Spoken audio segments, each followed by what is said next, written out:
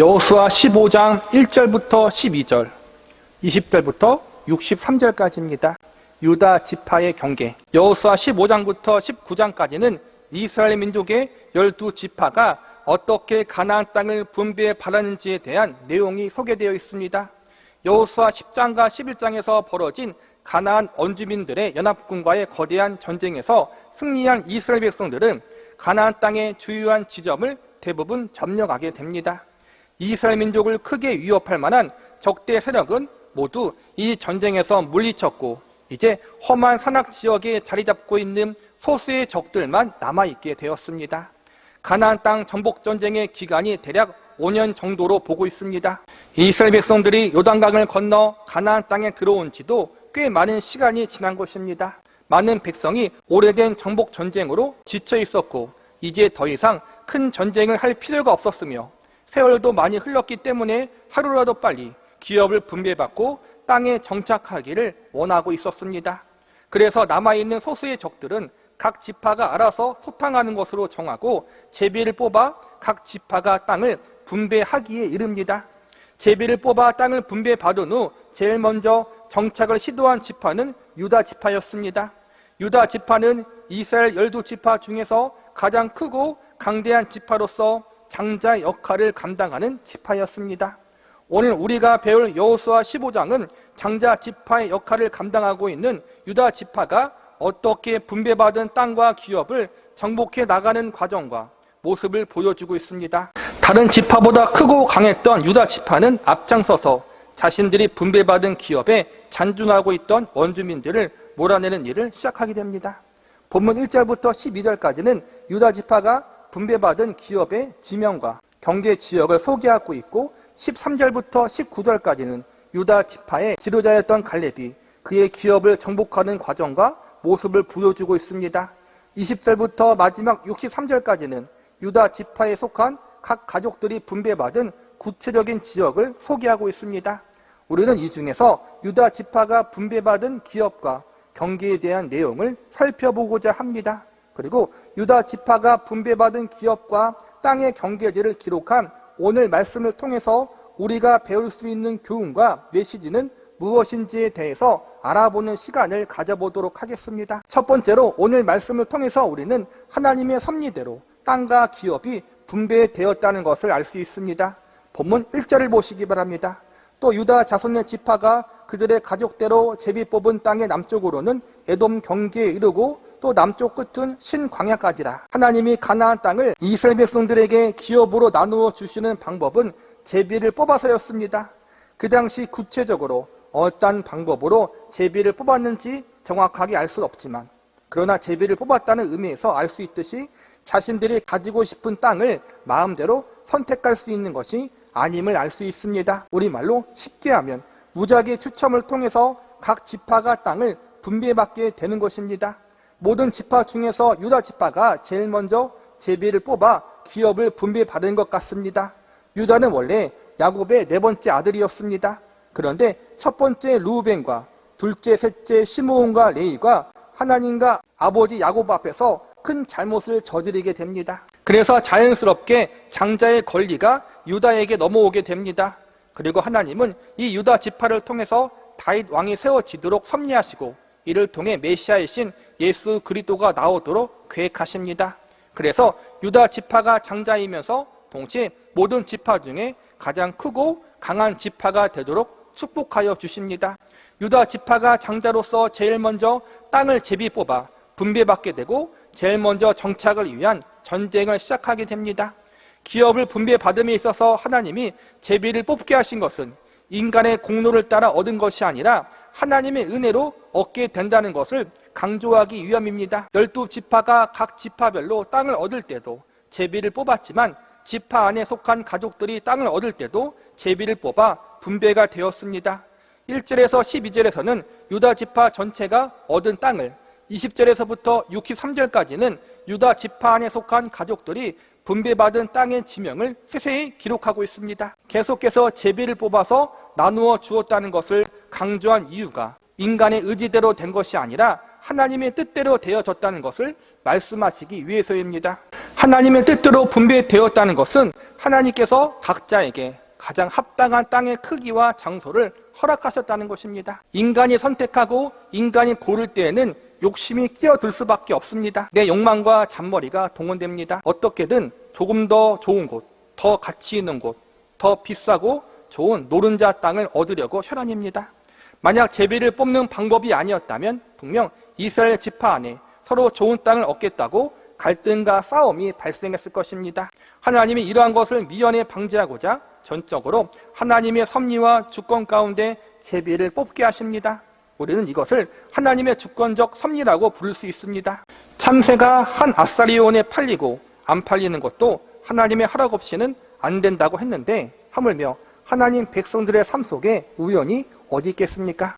우리 그리스도인들의 삶 속에는 언제나 하나님의 주권하심과 섭리가 있다는 사실을 믿으시기 바랍니다. 비록 우리들의 삶 속에 여러 가지 부족한 것이 있을 수 있고 모자란 것이 있을 수 있지만 그럼에도 불구하고 하나님이 우리에게 필요한 것들을 공급해 주시고 우리가 하나님을 섬기며 살아가기에 충분한 자리로 인도하셨다는 사실을 믿어야 합니다. 지금의 자리에 우리가 감사하며 자족할 줄 아는 믿음을 가져야 합니다. 하나님은 유다 지파에게 제비를 뽑아 분배받은 땅이 하나님의 주신 땅이라는 사실을 배우게 하십니다. 이는 자신들이 얻은 땅이 소중한 하나님의 기업이며 하나님의 은혜로 얻게 된 아름다운 곳임을 알게 하신 것입니다. 그리고 하나님께서 주셨다는 사실을 알 때 자족하는 마음이 생기게 되는 것입니다. 하나님께서 주셨다, 하나님께서 섭리하셨다, 이러한 사실이 하나님 백성들에게는 인간적인 방법으로가 아니라 하나님의 뜻대로 감사하며 자족하며 믿음으로 인생을 살아갈 수 있는 이유가 될 수 있는 것입니다. 신약의 성도들도 마찬가지입니다. 우리의 열심이나 공로 때문에 구원받은 것이 아니라 그리스도의 공로 때문에 그리스도의 공로를 믿음으로 구원을 받는 것이고 은혜로 말미암아 하나님 앞에 나아갈 수 있는 것입니다. 성도의 삶도 이와 동일합니다. 우리를 은혜로 구원하신 하나님께서 우리들의 인생과 삶을 은혜 가운데 주관하시고 인도하고 계심을 믿어야 합니다. 나에게 허락되어진 환경들, 여건들이 비록 100% 만족스러울 수는 없지만 때로는 나를 힘들게 하지만 그 가운데 하나님의 뜻이 있고 섭리와 계획이 있다는 사실을 알아야 합니다. 하나님의 주관하신 인생이라면, 하나님이 허락하신 인생이라면, 환경이라면 우리는 그 안에서 감사할 줄 알고 자족할 줄 아는 믿음의 사람들이 될 수 있어야 합니다. 두 번째로 오늘 말씀을 통해서 우리는 하나님이 약속을 지키셨다는 사실을 알 수 있습니다. 본문 3절과 4절을 보시기 바랍니다. 아그라빔 비탈 남쪽으로 지나 신에 이르고 가데스 바네아 남쪽으로 올라가서 헤스론을 지나며 아달로 올라가서 돌이켜 길가에 이르고 거기서 아스본에 이르러 애굽 시내에 나아가 바다에 이르러 경계의 끝이 되나니 이것이 너희 남쪽 경계가 되리라. 1절부터 4절까지는 유다 지파의 남쪽 경계가 어떠한지를 보여주고 있습니다. 여호수아 15장의 마지막 대부분 말씀을 보면 유다 지파가 얻게 되는 남쪽, 북쪽, 동쪽, 서쪽 땅의 경계와 지명을 소개하고 있습니다. 다른 지파에 비하면 엄청나게 많은 지역을 얻게 되는데 이는 하나님이 야곱을 통해서 약속하신 부분을 성취하는 것이라고 볼 수 있습니다. 창세기에 보면 야곱이 자녀들을 위해서 기도해 주는 장면이 나오는데 이 기도는 하나님의 뜻과 계획이 담긴 애연적 성격을 지니고 있습니다. 하나님이 야곱의 자손들을 향하여 하시고 싶으신 약속들을 야곱의 입을 빌려서 야곱의 기도 형식으로 알려주고 계신 것입니다. 유다 지파에게 주신 지명에 대해서 짧은 시간 안에 그 땅이 어떠한 땅인지 상세하게 말씀드리기가 쉽지 않습니다. 간단하게 정리하자면 하나님께서 유다 지파에게 넓고 좋은 땅을 주시되 야곱의 기도대로 되었다는 것을 알고 계시면 됩니다. 유다 지파가 얻은 땅은 포도 농사가 잘 되고 목축을 잘할 수 있는 그런 곳이었는데 그것도 하나님께서 약속하신 대로 되었습니다. 하나님께서 한번 정하신 약속, 선포하신 약속은 반드시 성취되어집니다. 야곱의 기도를 보면 유다 지파에 대해서 많은 약속의 말씀들이 선포됩니다. 기도의 내용을 보면 다른 지파보다 크게 번성할 것을 예언합니다. 이 예언의 약속은 지금으로부터 500년 전의 것인데 하나님은 그 약속을 잊지 않고 그 약속대로 유다 지파에게 큰 땅과 넓은 기업을 선물로 주었다는 것을 오늘 본문이 증거해 주고 있는 것입니다. 다른 지파들은 짧게 소개하고 있는 반면 오늘 63절에 이르는 긴 페이지 한 장을 모두 할애하면서 유다 지파의 기업을 소개하는 것은 이처럼 하나님이 야곱을 통해 하신 약속을 지키셨다는 것을 보여주고 있는 것입니다. 또한 이렇게 이름도 어렵고 발음하기 어려운 지명들을 일일이 기록하게 하신 이유는 하나님께서 이스라엘 백성들에게 약속을 구체적으로 이루어 주셨다는 것을 보여주시는 것입니다.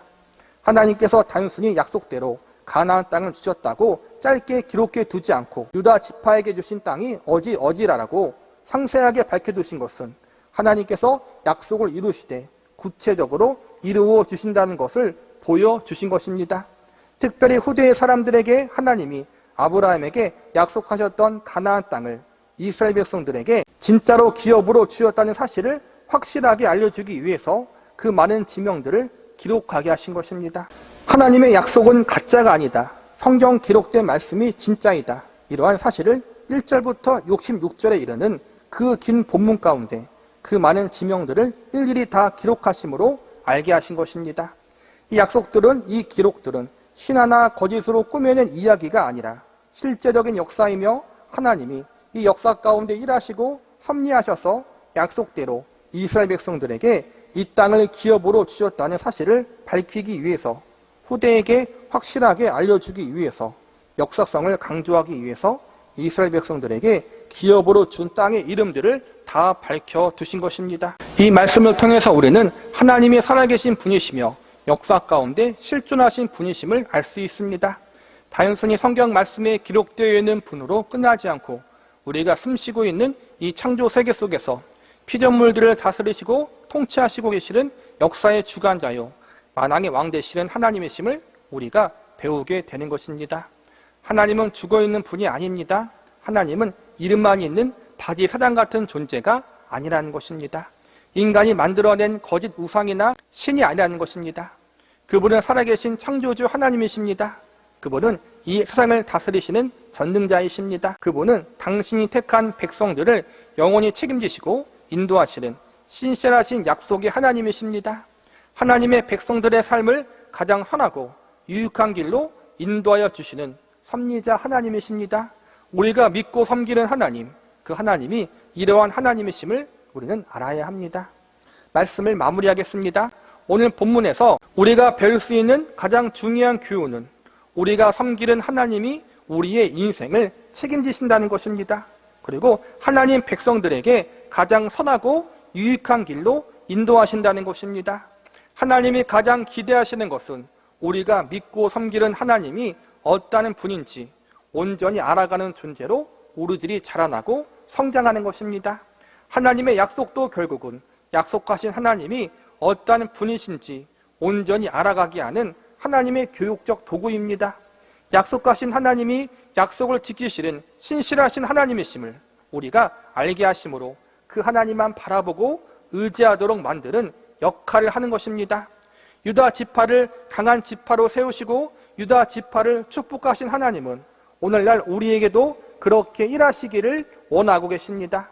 단순히 육적으로 강한 지파, 축복받은 지파가 되는 것으로 끝나지 않고 하나님 안에서 하나님을 더 깊이 알아가는 과정 가운데 하나님만 더 의지하고 신뢰하는 강한 믿음의 백성으로 세워지기를 기대하고 계십니다. 유다 지파를 위해서 가나안 땅의 좋은 곳을 예비하셨고 그 땅을 기업으로 주셨습니다. 그러나 오늘날 우리에게는 더 좋은 약속과 기업이 준비되어져 있습니다. 그것이 무엇입니까? 바로 하나님이 우리의 아버지가 되신다는 약속과 하나님이 우리를 위해서 천국의 영원한 기업을 예비해 놓으셨다는 것입니다. 오늘 여호수아 15장 마지막 절인 63절을 보시기 바랍니다. 예루살렘 주민 여부수 족속을 쫓아내지 못하였으므로 여부수 족속이 오늘까지 유다 자손과 함께 예루살렘에 거주하니라. 사실 이 말씀이 유다 지파가 범했던 가장 큰 실수요 연약함이라고 할 수 있습니다. 이렇게 하나님의 큰 은혜와 축복을 받은 유다 지파였지만 그들은 예루살렘의 여부수 족속을 쫓아내지 못하는 잘못을 합니다. 하나님은 분명히 모든 가나안 원주민들을 진멸하고 쫓아내라고 했는데 그러지 못한 것입니다. 유다 지파뿐 아니라 이스라엘의 모든 12지파들이 유다 지파처럼 험한 산악지역이나 견고한 성읍에 눌러앉아 있는 원주민들을 쫓아내지 못하는 잘못을 범합니다. 그리고 그 결과 나중에 이들이 이스라엘 백성들을 우상 숭배 문화로 오염시키는 일에 앞잡이가 되어버립니다. 그리고 훗날 이들이 강력해짐으로 이스라엘 백성들의 것을 빼앗고 약탈하는 강도로 변해 두고두고 이스라엘 백성들을 괴롭히는 일을 자행합니다.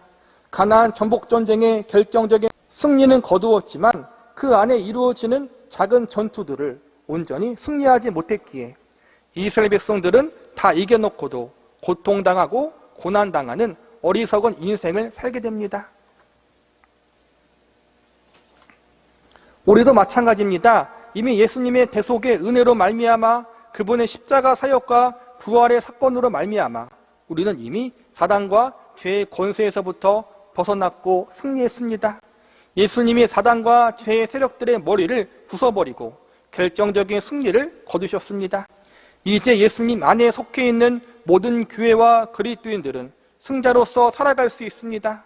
그러나 아직 예수님이 재림하실 때까지, 예수님이 모든 전투와 싸움을 끝내시기 위해 다시 오실 때까지 우리는 결정적인 승리를 가지고 있지만 삶의 자리에서 여기저기 믿음의 전투를 치러야 합니다. 이미 패배한 사단과 죄의 세력들과 영적인 싸움을 감당해야 합니다. 하나님을 의지함으로 이 영적인 전투와 싸움을 끝까지 잘 싸우면 우리는 이미 이룬 결정적인 승리를 누리면서 살아갈 수 있지만, 우리가 방심하고 한순간이라도 하나님을 의지하지 않을 때는 우리는 이겼지만 마치 패배한 자처럼 고통스럽게 살아가게 될 것입니다. 예수님이 이미 이겨놓으신 승리를 온전히 누리거나 즐거워하지 못하고 전쟁 포로처럼 살아가게 될 것입니다. 그러므로 우리는 끝까지 경솔하지 않게 남은 전투와 싸움을 믿음으로 진행해야 합니다. 방심하지 말아야 합니다. 하나님을 한두 번만이 아니라 지속적으로 일평생 동안 의지하며 이 싸움을 나가야 합니다. 예수님이 이미 이겨놓은 전쟁이라 결과는 승리로 끝날 것입니다. 그러나 승리하는 전쟁 속에 넘어짐의 아픔이 있을 수 있고 실패의 쓰라림이 우리에게 상처로 남을 수 있습니다. 다 이겨놓고 마치 진 것처럼 쩔쩔매며 한동안 고생할 수 있다는 것입니다. 이러한 위험을 방지하기 위해서 우리는 하나님만 전적으로 의지하고 신뢰해야 합니다. 하나님의 손에 우리의 인생을 내어 맡겨야 합니다. 물론 쉽지 않습니다. 그러나 예수님이 이겨놓으셨기 때문에 우리는 예수님과 함께하면 이 남은 전투도 능히 감당해낼 수 있습니다. 예수님이 세상을 이겨놓으라라고 선포했던 것처럼 우리도 세상을 이겼다라고 선언할 수 있습니다. 유다 지파의 실패, 나머지 다른 사람들의 실패가 우리의 실패가 되지 않도록 우리 인생이 끝나는 그날까지 지속적으로 나의 인생의 주인 되시고 주관자 되시는 하나님, 내 삶을 책임지시고 인도하시는 그 하나님을 절대적으로 의지하고 신뢰함으로 우리들의 남은 인생을 믿음으로 걸어나갈 수 있기를 간절히 기도합니다. 여호수아 15장 13절에서부터 19절까지입니다. 하나님 백성들의 가치관. TV나 신문을 보면 높은 자리에 있었던 많은 사람들이 부도덕한 사생활 문제로 혹은 불이한 재물을 탐하거나 잘못된 방식으로 권력과 명예를 얻기 위해서 불법을 행하다가 곤욕을 치르는 모습을 종종 목격합니다. 또한 한때 한 나라의 최고의 권력자와 한 나라의 최고의 부자 중 한 사람이 정직하지 못한 문제들로 인해서 법정에 서게 되는 모습을 보기도 합니다. 평범한 서민들이 볼 때 평생 우리들이 누려보지 못한 모든 것들을 다 누려보았던 사람들이 무언가 더 움켜쥐기 위해서 수단과 방법을 가리지 않는 인생을 사는 모습을 볼 때, 그리고 그 결과가 참으로 좋지 못한 모습을 볼 때 인생이란 참으로 무상하구나라는 생각이 들기도 합니다. 그러나 인생이 무상하다라는 사실을 알고 있음에도 불구하고 사람의 본능이란 것은 잘 사든지 못 살든지, 잘 사든지 못 살든지 이 땅에 살면서 죽을 때까지 무엇인가 소유하고 가지려고 발버둥 치게 만드는 것 같습니다. 여기서 참으로 안타까운 사실은 이 땅에서 아무리 노력을 해도, 자신이 아무리 능력이 있고 뛰어나도 나의 탐욕과 나의 욕심을 모두 채워줄 모든 것을 가질 수는 없다는 것입니다. 왜입니까? 세상의 모든 것의 주인은 따로 있기 때문입니다. 원래의 주인이 있음에도 불구하고 그것을 무시하고 자신이 주인 되려고 노력하는 것이 결코 성공할 수 없기 때문입니다. 성경은 이 세상의 모든 것을 하나님이 창조하셨다고 분명히 선언하고 있습니다. 그러므로 이 우주 만물의 주인은 창조주 하나님이신 것입니다. 세상의 모든 것이 다 하나님께 속한 것이고 하나님은 자신의 뜻대로 이 세상을 주관하십니다. 이러한 사실을 모르고 사람들은 자신이 가진 지식으로 세상의 모든 것을 더 가지려고 합니다. 자신들이 가진 권력으로 무엇인가를 더 소유하려고 합니다. 그러다가 결국 만물의 주인이 이런 선언을 하게 됩니다. 어리석은 자여 오늘 밤에 내 영혼을 도로 찾으리니 그러면 내 예비한 것이 누 것이 되겠느냐. 이 이야기는 부자나 권력자들만 해당되는 것이 아닙니다. 우리 역시 이 땅에 살아가면서 동일한 실수를 범하고 있지 않습니까? 무언가 더 소유하기 위해서 내 것으로 만들기 위해서 발버둥 치고 몸부림치면서 살고 있지 않습니까? 내 인생의 주인이 나인 것처럼 내 욕심과 탐욕에 따라 살아가고 있지 않습니까? 이 문제는 결국 가치관의 문제라고 할 수 있습니다. 세속의 가치관을 가지고 불신자들과 똑같이 하나님이 없는 것 같은 삶을 살아가는가? 아니면 성경적 가치관을 가지고 하나님의 백성과 자녀로서 하나님이 주인 되시는 삶을 살아가는가? 저와 여러분은 과연 어떠한 결정을 내리시겠습니까? 어떠한 가치관을 가지고 살아가시겠습니까? 우리는 우리를 창조하시고 세상을 다스리시는 하나님이 주인 되신다는 사실을 잊지 말아야 합니다. 그리고 그 하나님이 기뻐하시는 삶, 하나님이 우리의 주인 되시는 인생을 살아야 합니다. 오늘 본문에는 이러한 사실을 잘 알고 있었던 한 사람이 나옵니다. 바로 믿음의 사람 갈렙이었습니다. 갈렙은 여호수아와 함께 유일하게 가나안 땅에 들어간 출애굽 1세대 사람이었습니다.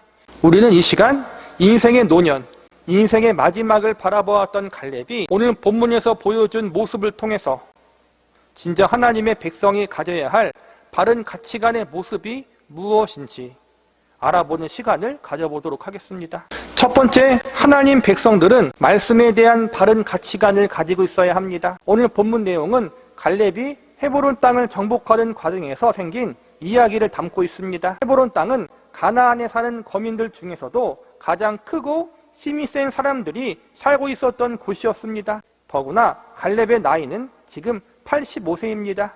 85세의 노년의 나이에 가나안 땅에서 가장 강한 적들과 싸워야 하는 그러한 상황임에도 불구하고 갈렙은 헤브론 땅을 포기하지 않고 그곳을 정복하기 위하여 나아갑니다. 어떻게 해서 갈렙에게 이러한 용기가 나올 수 있었을까요? 오늘 본문의 시작인 13절을 보시기 바랍니다.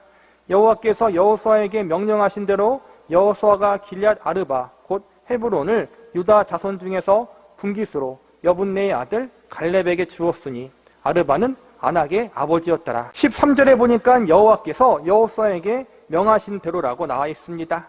이 약속의 말씀이 성취되기까지 여호수아와 갈렙은 45년이란 시간을 기다렸습니다. 지금으로부터 약 45년 전 이스라엘 백성들은 가나안 땅 바로 앞까지 와서 12명의 정탐꾼들을 보냈습니다. 이때 정탐을 마치고 돌아온 10명의 정탐꾼들은 가나안 원주민들이 너무 강해서 그 땅을 정복할 수 없다고 이야기했고 자신들을 가나안 땅으로 인도하신 하나님을 원망했습니다.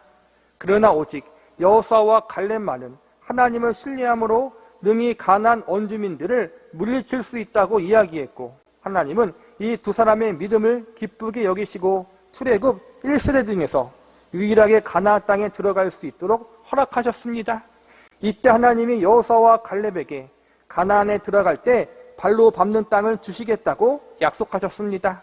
이 약속을 의지하여 갈렙이 여호수아 14장에서 헤브론 지방을 달라고 요구하게 되고 하나님은 여호수아에게 그 땅을 갈렙에게 주라고 말씀하십니다. 하나님의 약속의 말씀을 의지했기에 갈렙은 가나안 땅에서 가장 강력했던 헤브론 주민과 싸워 능히 이길 수 있었습니다. 적들을 쫓아내고 그 땅을 정복할 수 있었습니다. 갈렙이 여기서 하나님의 약속의 말씀을 믿었다는 것은 약속하신 하나님을 신뢰하고 있었다는 것을 의미합니다. 나는 비록 나이가 많고 힘도 많이 부족하지만 하나님이 말씀하셨으니까 그 말씀대로 반드시 이루어질 것이다 라는 믿음, 약속하신 하나님에 대한 신뢰, 자신에게 말씀하시고 약속하신 하나님에 대한 신뢰, 자신에게 말씀하시고 약속하신 하나님에 대한 능력과 신실하심에 대한 믿음이 전제되어 있었기에 갈렙은 능히 헤브론 땅을 정복할 수 있었던 것입니다. 물론 하나님의 약속이 주어졌다고 해서 가만히 앉아있으면 그 약속이 이루어지는 것은 아닙니다. 우리는 약속이 주어졌으면, 말씀이 주어졌으면 그것이 이루어지기까지 부단히 기도하고 하나님의 뜻 안에 힘쓰고 애써야 합니다. 이것은 하나님의 법칙입니다. 하나님이 먼저 약속을 허락하십니다. 그리고 그 약속을 믿고 하나님의 뜻 가운데 기도하고 믿음을 가지고 앞으로 나아가는 자에게 약속의 성취를 허락하십니다. 여러분은 말씀에 대한 바른 가치관을 가지고 있습니까? 보다 정확하게 표현하자면 말씀을 하신 하나님에 대한 올바른 가치관을 가지고 있습니까?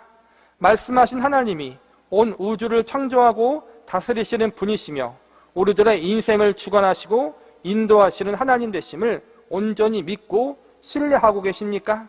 말씀에 대한 신뢰는 곧 말씀하신 하나님에 대한 신뢰입니다. 하나님의 말씀과 말씀하신 하나님을 신뢰하심으로 믿음으로 행동하고 기도하며 힘쓰고 애쓰시기 바랍니다. 그리고 말씀이 이루어지기까지 하나님의 뜻과 방법대로 지속적으로 성실히 힘쓰고 노력할 수 있는 저와 여러분이 되시기를 바랍니다. 두 번째, 하나님의 백성들은 방법에 대한 바른 가치관을 가지고 있어야 합니다.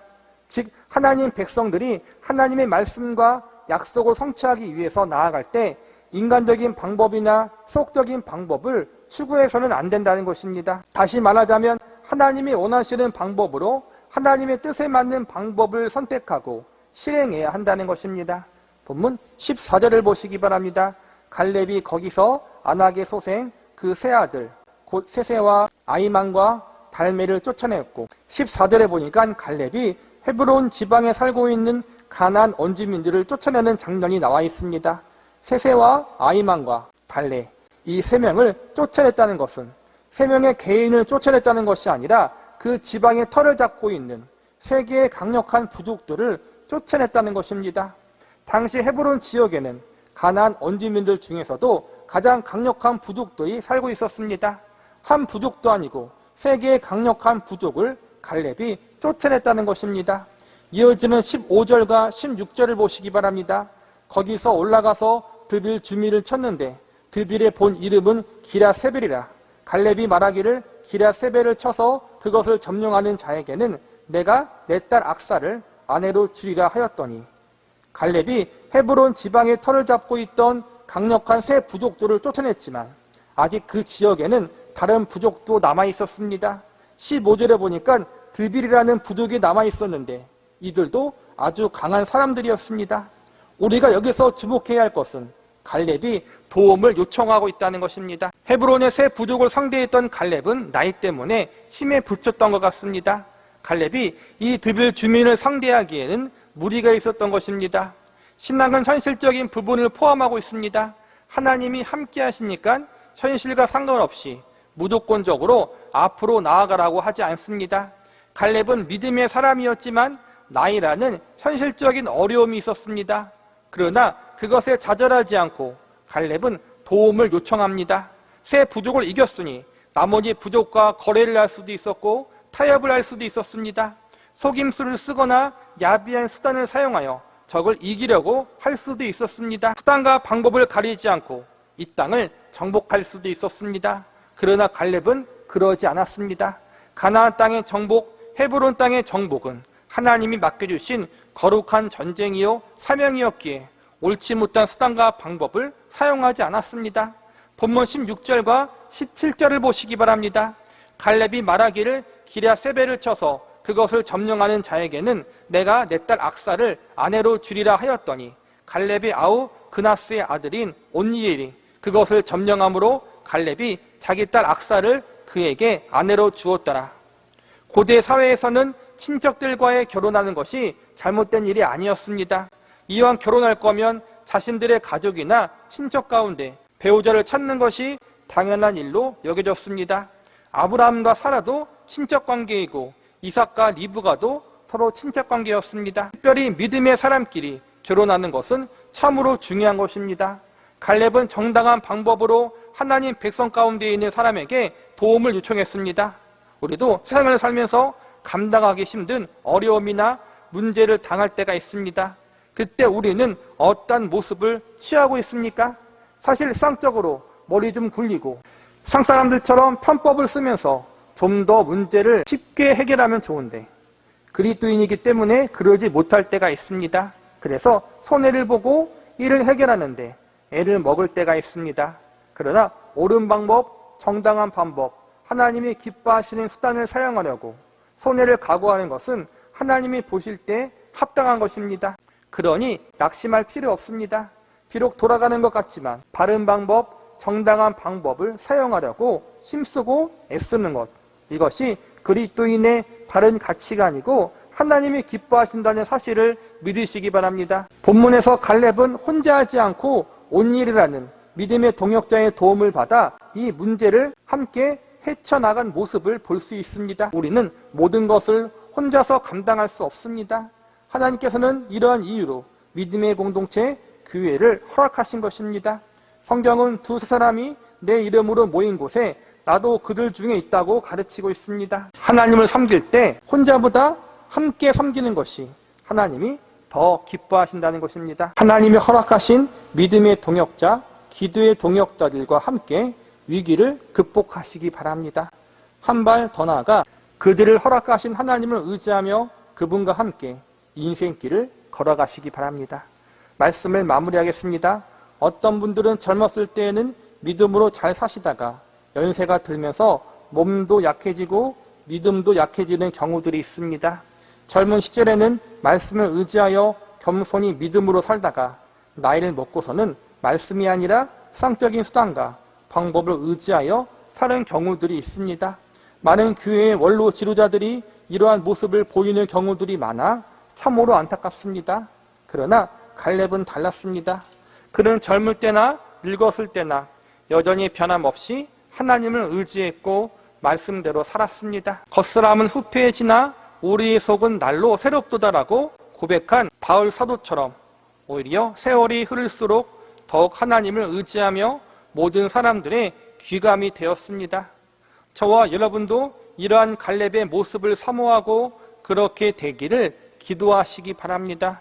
세월이 지날수록 나이를 먹을수록 인생의 황혼이 가까울수록 더욱 하나님만 의지하고 말씀대로 살아가는 성숙한 하나님의 사람이 되기를 소망하시기 바랍니다.